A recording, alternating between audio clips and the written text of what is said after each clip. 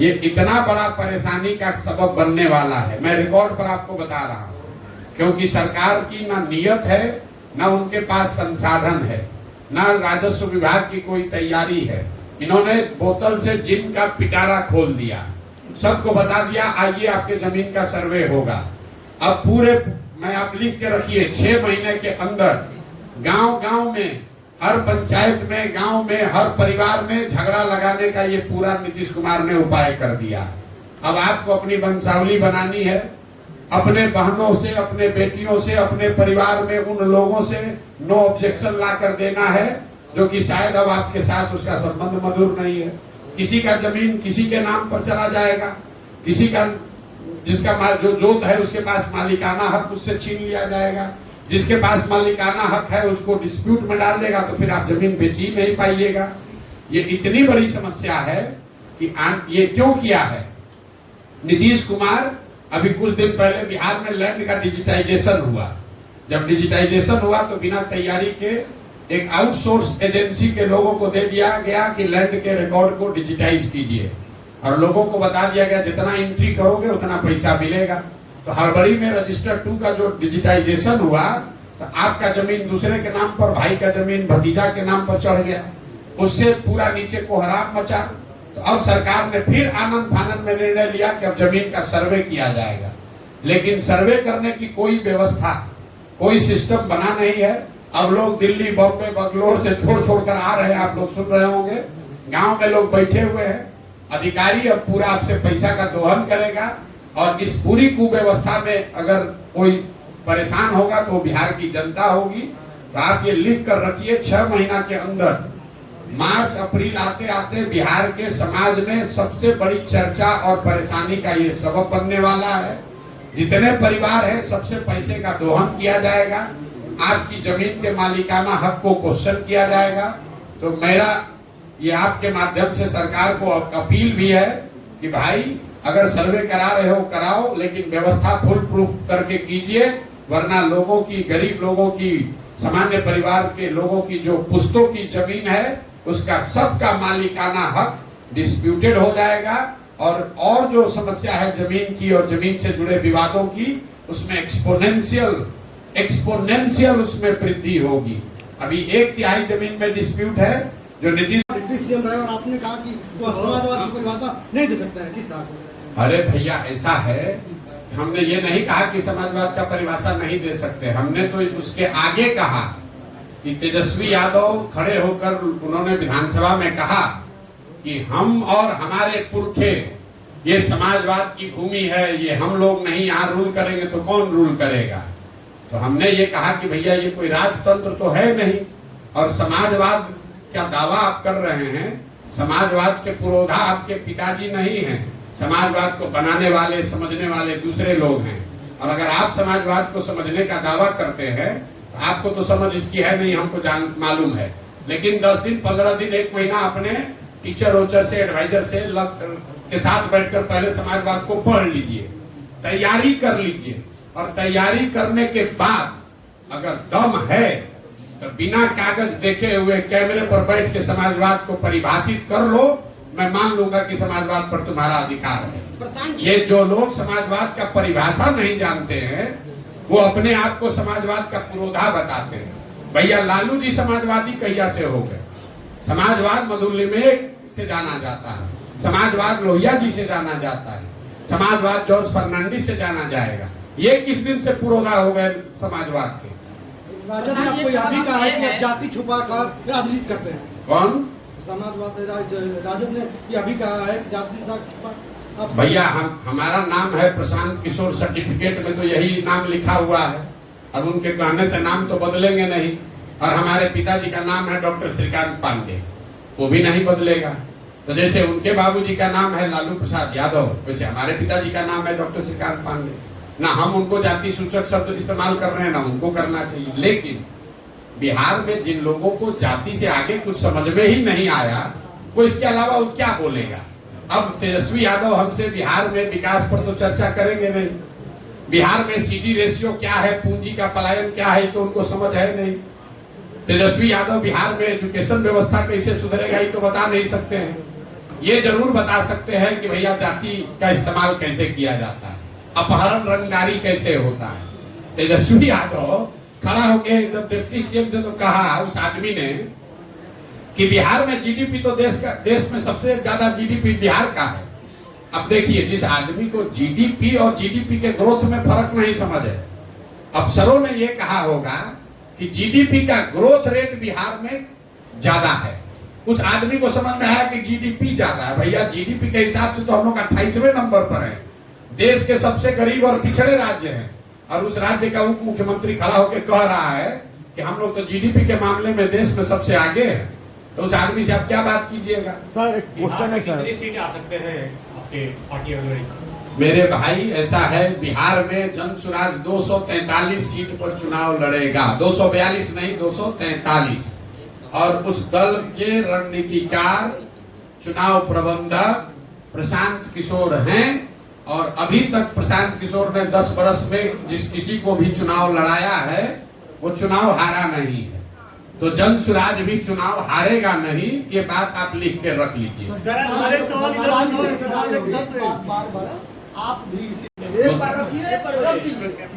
मुसलमानों की जो बैठक हुई उसमें मैंने जो बोला आपने उसको सुना? नहीं सुना? सुना था तो हमने उनको कहीं कहा कि आपको कांग्रेस ने ठगा कि लालू ने ठगा? हमने उल्टी बात कही। हमने ये कहा कि आपको कांग्रेस ने नहीं ठगा, आपको लालू जी ने नहीं ठगा, आपको किसी दल ने नहीं ठगा।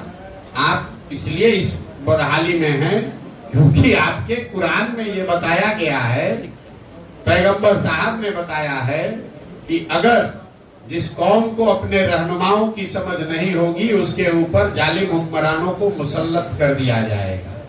तो अगर आज का हुक्मरान, आज का शासक आपको जालिम दिख रहा है तो जो बात पैगंबर साहब ने बताई है उसको पढ़ो। पैगंबर साहब की बात बताई गई है तो वो गलत तो हो नहीं सकती है।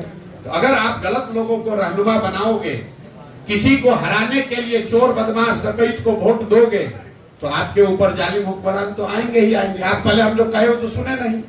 देखिए, बिहार के समाज में बहुत विद्वता है, लेकिन यहाँ का जो सामाजिक राजनीतिक ताना बाना है, अब बुरा नहीं मानिएगा, चाहे पत्रकार हो कि पॉलिटिशियन हो, ये आप लोग भी पढ़ना लिखना बिल्कुल छोड़ दिए। सीधा आए और जो मन में बात तो प्रशांत किशोर को तो घेरिए देंगे, ना घेर पाइएगा। हम लोग सरस्वती के उपासक हैं, नहीं घेर सकते हैं। आप रात दिन मेहनत करके पढ़कर पहुंचे हैं यहाँ, बहुत समाज का में रगड़ कर 20 बरस रात दिन 16 घंटा मेहनत करके पहुंचे हैं। किसी का दिया हुआ नहीं खाते, किसी का दिया हुआ एक कप चाय भी नहीं पीते, और रोज सीखने का प्रयास कर रहे हैं। सब जानने समझने के बाद भी गांव-गांव जाकर हाथ जोड़कर लोगों से पूछ रहे हैं कि तुम्हारी दुर्दशा क्यों है। हमने आपको शुरुआत में बताया कि पलायन बेरोजगारी के बारे में जो हमारी समझ थी, जब 5300 गांव में पैदल गए तो वो समझ में बेहतरी हुई है। आप कुछ सीखिएगा नहीं, प्रयास कीजिएगा नहीं, बैठे हुए समझ रहे हैं कि हम ही बहुत बड़े विद्वान हैं। प्रशांत किशोर को सफलता इसलिए मिली है 10 वर्ष में कि रात दिन सीखने की प्रवृत्ति है। गुस्सा नहीं रहे, गुस्सा इस बात से रहे हैं कि जिस समाज में इतने विद्वान लोग हैं वहां का पत्रकार भी ये नहीं पूछता है, इतने पत्रकार हैं कि भाई पूंजी का पलायन भी कोई विषय है क्या, सीडी रेशियो भी कोई चीज है, ये आपने कभी पूछा? कोई फाइनेंस मिनिस्टर मुख्यमंत्री ने बताया कि ये क्या होता है सीडी रेशियो, कि बैंक यहां से 26 लाख करोड़ रुपया भेजा है, आप फाइनेंस मिनिस्टर को बुला के पूछे क्या ये होता क्या है, ये क्या होता है, सीडी रेशियो क्या होता है? तो जब ये आपकी भी जिम्मेवारी है ना भाई, आप भी सवाल वो पूछिए। यहाँ नेता भी लंपटाई बतियाता है और पत्रकार भी वही पूछ रहा है, और जनता भी वही सुनना चाहती है। खाली लंपटाई की बात मत कीजिए। आपने सवाल पूछा, हम आधा घंटा आपको समझाएंगे, तथ्य से जो हमने बोला उसको काटिए, हम बिल्कुल आपकी बात मान लेंगे। फसलों का उचित दाम नहीं मिलता, जैसा कि आपने कहा, आपको आंकड़ा दिए हैं। अभी सुप्रीम कोर्ट ने एक सुझाव दिया है वर्गीकरण का, उसको आप किस नजरिए से? दो बात, आरक्षण को लेकर जन स्वराज की सोच ये है कि संवैधानिक व्यवस्था जो आरक्षण को लेकर की गई है वो यथावत बनी रहनी चाहिए। क्यों? कई लोगों का ये कहना है कि संविधान में आरक्षण की व्यवस्था कुछ वर्षों के लिए की गई थी, राजनीतिक फायदे के लिए लोग इसको आगे बढ़ा रहे हैं। इस बात में पूरी सच्चाई नहीं है।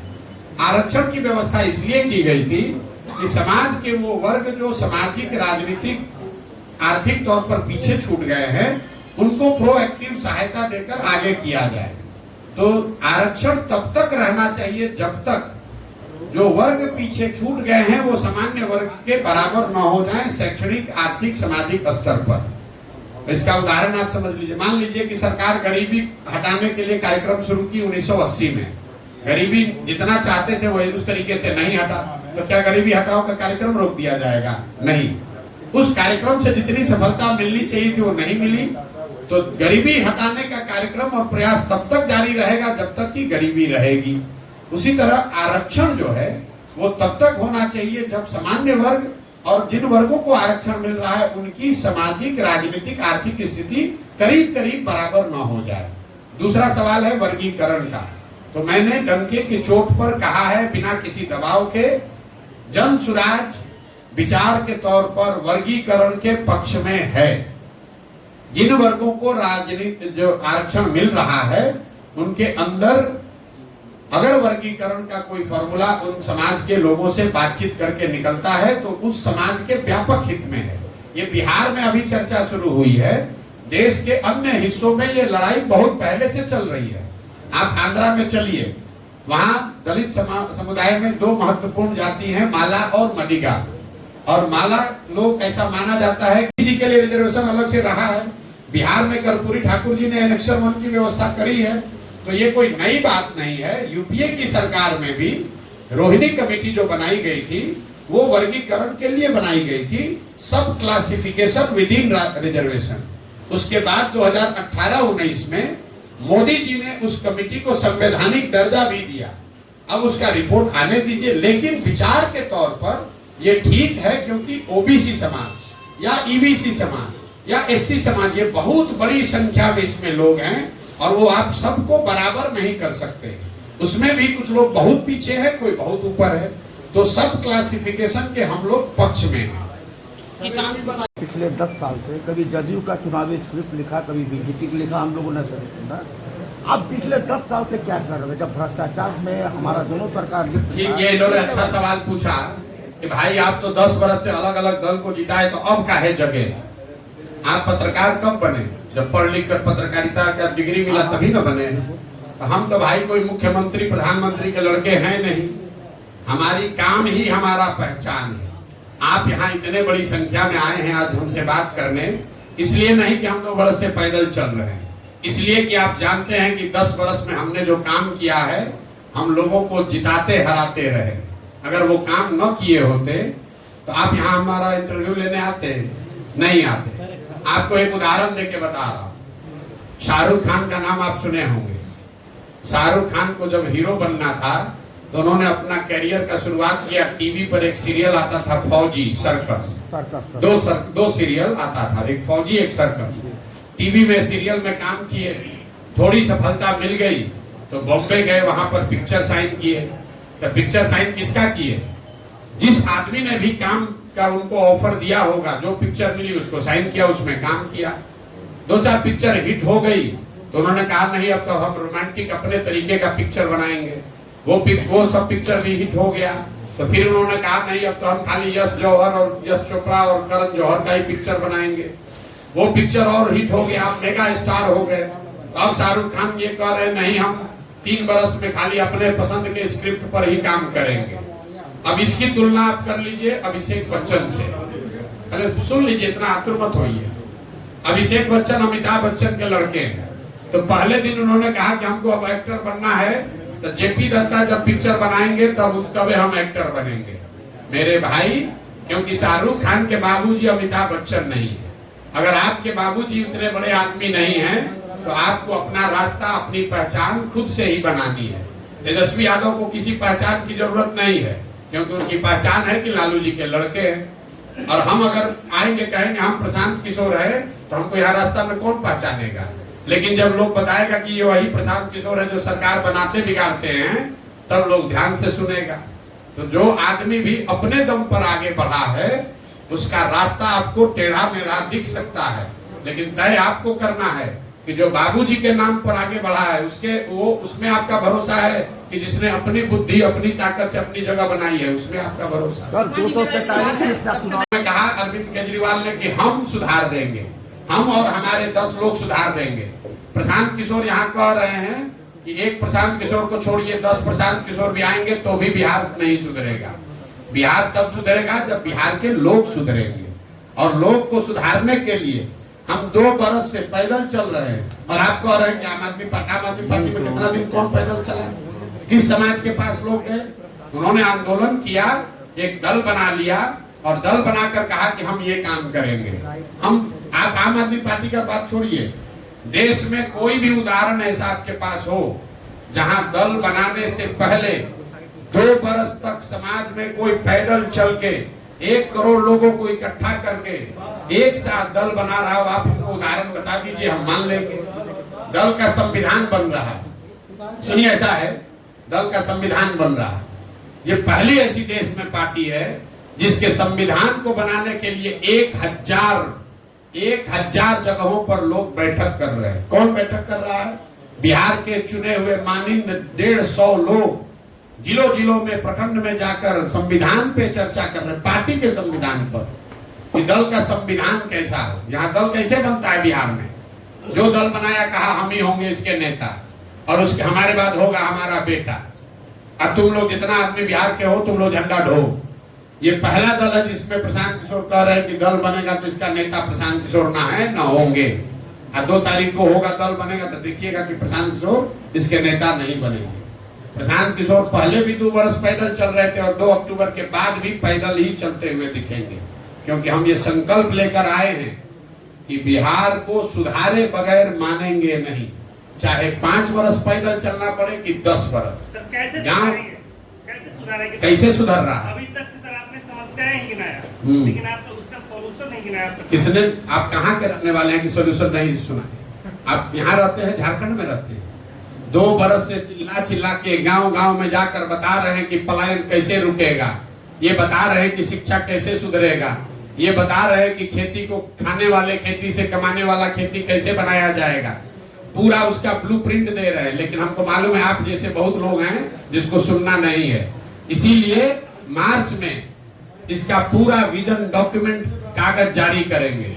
बिहार के लिए नहीं, खाली बिहार के 8,500 पंचायतों का अलग अलग 10 बरस विकास का पूरा कार्यक्रम बनाकर जारी करेंगे, ताकि आप उसको पढ़िए और पढ़कर देखिए कि आपके पंचायत को विकसित पंचायत बनाने के लिए अगले 10 बरस में जन स्वराज की क्या योजना है। जब पढ़ लीजिए, समझ में आए तब जुड़िए, और न समझ में आए तो आपको तो आदत है जाति का झंडा उठाने का, आपको आदत है नेता, आपको मतलब व्यक्ति नहीं, आपको आदत है हिंदू मुसलमान करने का, आपको मंदिर मस्जिद पर वोट देना है, आपको नाली गली पर वोट देना है, तो आपको पढ़ने का फुर्सत कहाँ है?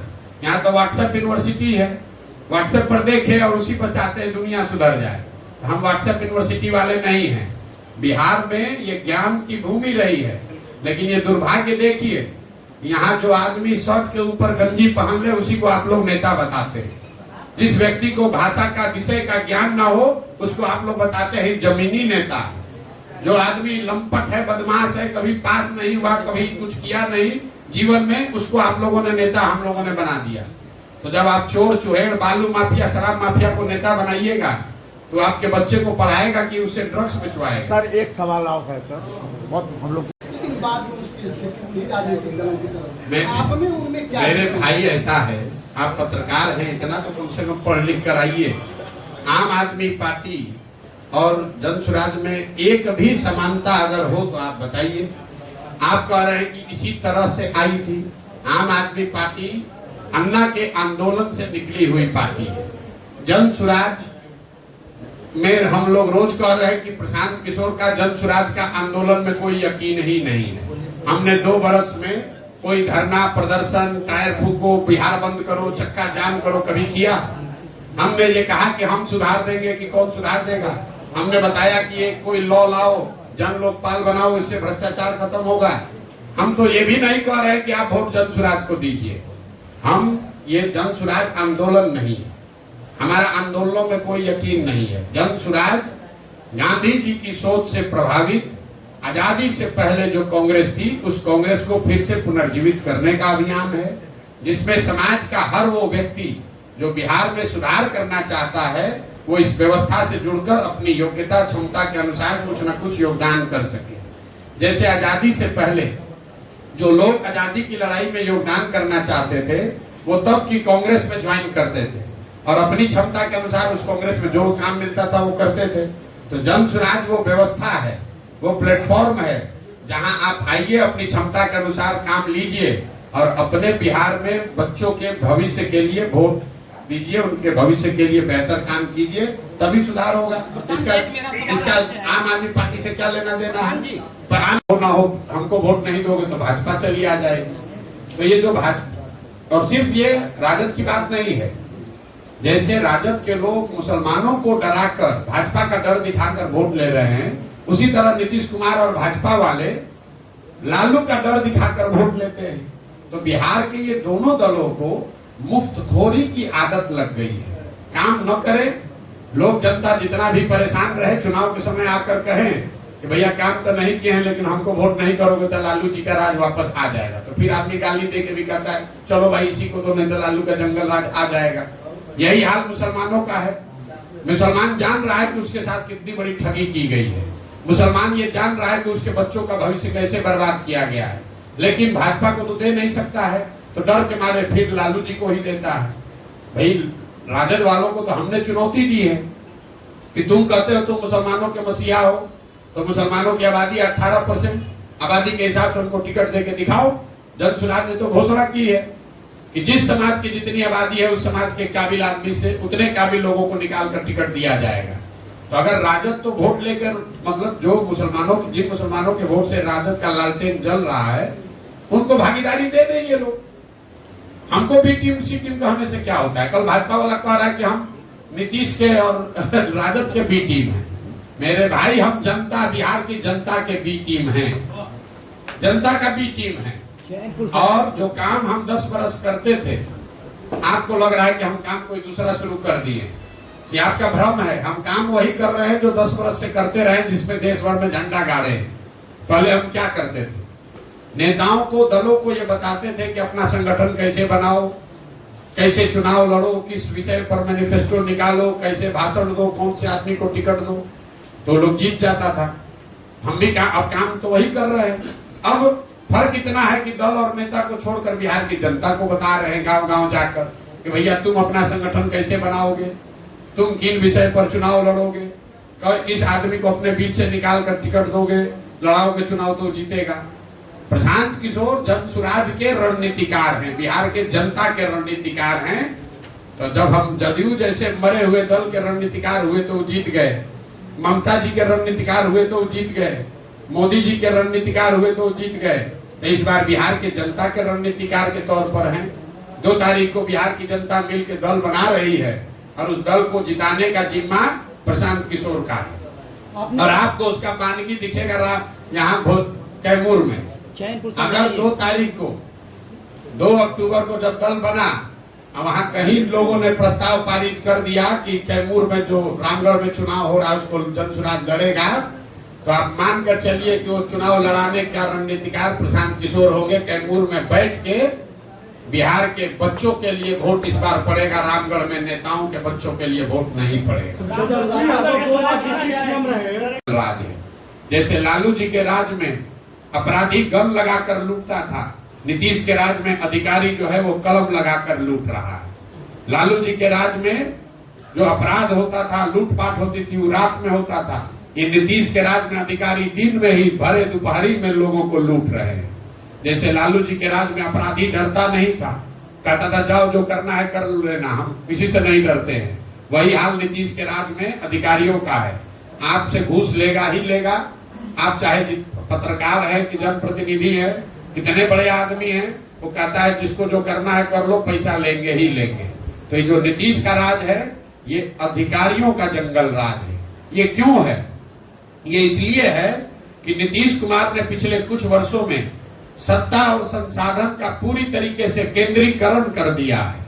सारे चुने हुए प्रतिनिधियों का अधिकार वापस ले लिया गया।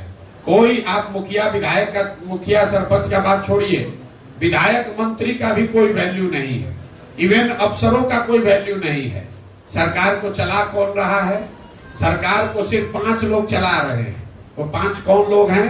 मुख्यमंत्री नीतीश कुमार खुद और उसके साथ बैठे हुए 4 सेवानिवृत्त ऑफिसर जिसको सलाहकार बनाकर नीतीश कुमार ने बैठा दिया है।